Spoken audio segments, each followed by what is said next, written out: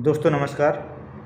अभी एक दिन मैं क्लास में पढ़ा रहा था तो बच्चों ने अचानक मुझसे पूछा कि सर ये भगवान क्या होता है, ईश्वर क्या होता है। तो मैंने उन्हें बताया कि जो हमें जन्म देता है, हमारा लालन पालन करता है, वही ईश्वर होता है। तो पूछने लगे कि आप ईश्वर को किसने देखा। मैंने बोला मैंने ईश्वर को मैंने देखा है। कहाँ देखा है। बच्चों ने सोचा मैं मजाक कर रहा हूँ। मैंने कहा मैंने वाकई में ईश्वर को देखा है, मैंने बात भी की है। बच्चे पूछने लगे आपने बात भी की। मैंने कहा हाँ, मैंने बात नहीं की बल्कि मैं ईश्वर के साथ रहा भी हूँ। अब ये तो अति हो गई। कहाँ रहे हैं आप। मैंने बच्चों को समझाया कि दरअसल ईश्वर या भगवान किसी के साथ रह नहीं सकते। हर एक व्यक्ति के पास नहीं रह सकता, हर एक व्यक्ति के साथ जा नहीं सकते। इसलिए उन्होंने एक व्यवस्था कर रखी है। उन्होंने माँ बनाई है। माँ ही हमें जन्म देती है, माँ ही हमें पालती पोसती है और माँ ही हमारी ईश्वर होती है। संसार में यदि ईश्वर को देखना हो तो यदि हम माँ को देख लेते हैं तो समझ लो हमने ईश्वर को देख लिया। दुनिया में ईश्वर ने माँ से सुंदर कृति नहीं बनाई। हमारी माँ सबसे सुंदर होती है, उसके जैसी सुंदर दुनिया में कोई और नहीं होती। माँ हमारा परिचय हमारे पिता से कराती है। माँ ही हमें सिखाती है, खाना सिखाती है, चलना सिखाती है, बोलना सिखाती है।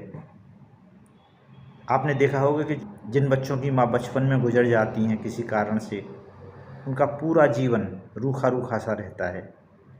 उनमें एक अलग तरह का कड़वापन होता है, अलग तरह की एक आप पहचान सकते हैं उन्हें देख करके। रूखापन होता है, उनका व्यवहार अलग तरह का होता है जिनकी माँ नहीं होती। उनका जीवन खाली सा जाता है। धन्य हैं वो लोग जिनकी माँ होती हैं। वैसे बिना माँ के किसी व्यक्ति का जन्म नहीं होता। मैं उन लोगों की बात कर रहा हूँ जिनकी माँ जन्म देने के बाद उन्हें छोड़ जाती हैं। माँ का जन्म भी बेटे के जन्म के साथ ही होता है। जिस दिन बेटे का जन्म होता है उसी दिन वो माँ बनती है। पिता से हमारा परिचय बहुत बाद में होता है, जब हम 3-4 साल के हो जाते हैं। लेकिन माँ से जो हमारा लगाव होता है वो हमारे जन्म से ही होता है। हम माँ की गोद को पहचानते हैं, हम उसकी स्पर्श को पहचानते हैं। बड़े होने के बाद अक्सर देखने में आता है कि बेटे का लगाव माँ से और बेटी का लगाव पिता से ज़्यादा होता है। समय बीतता जाता है और हम माँ का ही एक हिस्सा होते हैं। यदि हम कल्पना करें कि माँ अलग है और हम अलग हैं तो ये मन मानने को तैयार नहीं होता। आप कल्पना कीजिए, आप अपनी माँ के चेहरों को देखिए, हमें ये लगेगा ये चेहरा मेरा ही है।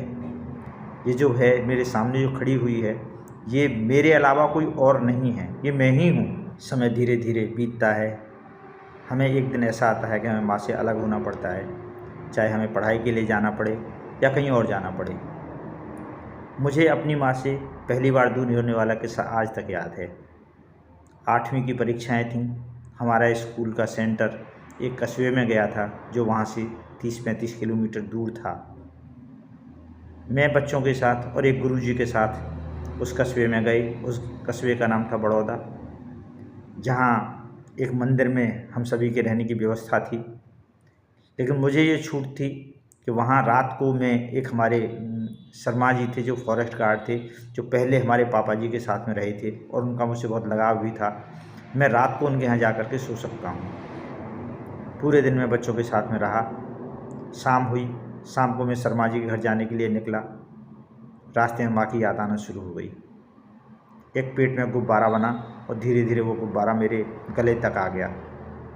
मैंने रास्ते में ही रोना शुरू कर दिया और पूरे रास्ते में रोता गया। जब मैं वहाँ मिश्रा जी के यहाँ पहुँचा, उन्होंने मुझसे पूछा कि भाई किसी से क्या कोई बात हो गई, किसी ने कुछ डांटा या सर ने डांटा या किसी बच्चे ने डांटा। मैं बोला मैं नहीं। मैंने कहा नहीं, मुझे किसी ने नहीं डांटा। फिर क्यों रो रहे हो। मैंने कहा मुझे अपनी माँ की याद आ रही है। माँ को हम जिया बोलते थे। वो दिन जैसे तैसे बीत गया।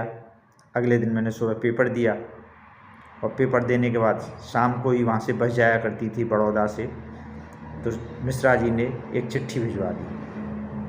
दूसरी रात भी मैंने जैसे तैसे काट ली, लेकिन मुझे भरोसा था कि माँ आने वाली है, जिया आने वाली है। अगले दिन जिया आ गई।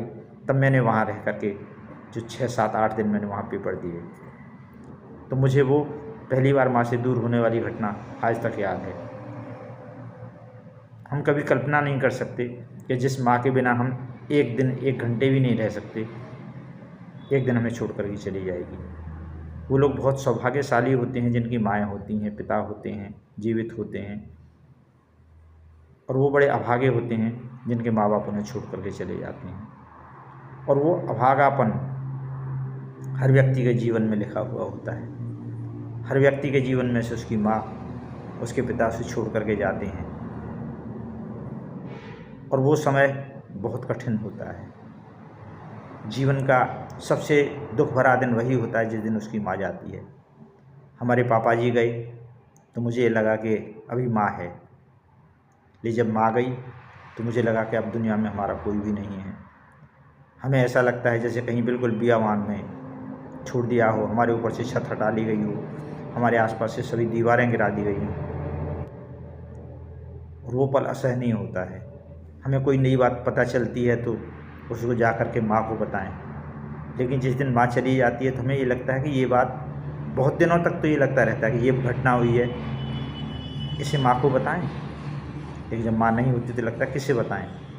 हमारे दिल में एक टीस उठती है जो असहनीय होती है। जैसे मछली होती है, जब तक वो पानी में रहती है तब तक उसे एहसास नहीं होता कि उसके आसपास पानी है। हमारी माँ जब तक हमारे साथ होती है तब तक हमें एहसास नहीं होता कि हमारी माँ है और ये हमें एक दिन छोड़ कर के जाएगी या इसके बिना हमें रहना पड़ेगा। मछली को भी तब पता चलता है उस माँ की कीमत जिस दिन मछली को पानी में से बाहर निकाल दिया जाता है। माँ के होने का इतना एहसास हो न हो, क्योंकि हम इतने अभ्यस्त हो जाते हैं माँ के साथ रहते रहते कि हमें माँ के होने का भी पता नहीं चलता। उसे अपने शरीर का, अपने मन का एक हिस्सा मानते रहते हैं। लेकिन जब कुछ दिन बाद जब माँ हमें छोड़ कर के चली जाती है तब हमें पता लगता है कि हमने क्या खो दिया है। कोई भी व्यक्ति तभी तक बच्चा रहता है जब तक उसके माँ बाप जिंदे हैं। माँ बाप के जाने के बाद वो अचानक एक दिन पाता है कि मैं आज बड़ा हो गया हूँ, मेरे ऊपर जिम्मेदारियाँ आ गई हैं। हमारे जीवन में माँ बाप के जाने के बाद बहुत रिश्ते नए जुड़ते हैं, लेकिन माँ की कमी, पिता की कमी कोई भी कभी पूरी नहीं कर सकता। इसलिए जब तक हमारे माँ बाप हमारे साथ हैं उनकी सेवा करो, उनके साथ बैठो, उनसे बातें करो, उनका हाथ अपने हाथ में रखो, क्योंकि जब चले जाते हैं तब पता चलता है कि हमने कुछ चीज़ें मिस कर दी।